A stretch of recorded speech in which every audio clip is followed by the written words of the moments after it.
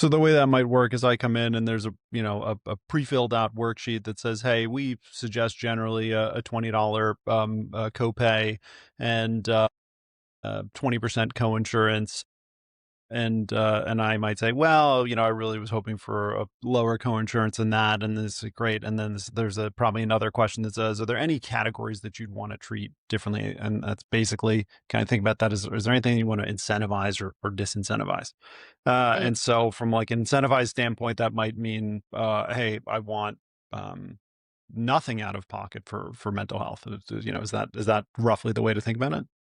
Yeah, exactly, exactly. Then you start kind of that incentive is like that incentive structure is what we think of as steerage, and kind of you use, I would say, almost like traditional consumer principles to try to drive your employees to do something good, to behave kind of it in the way that you would want them to for the benefit of their health. Yeah.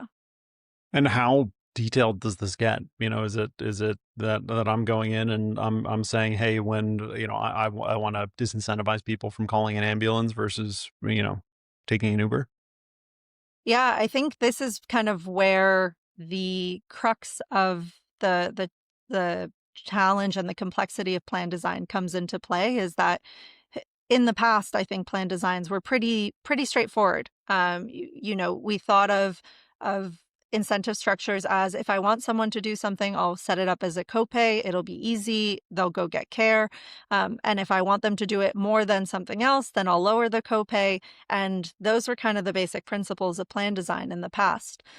Increasingly, plan design is becoming more complex. There's more tiering involved, right? And what I mean by that is you start to get elements of preferred types of providers. And so, something that many of us are familiar with is this idea that if I go get an MRI at at the hospital after my doctor's appointment, I might pay $5,000. If I go get that same MRI down the road at a freestanding radiology clinic, I might pay $400.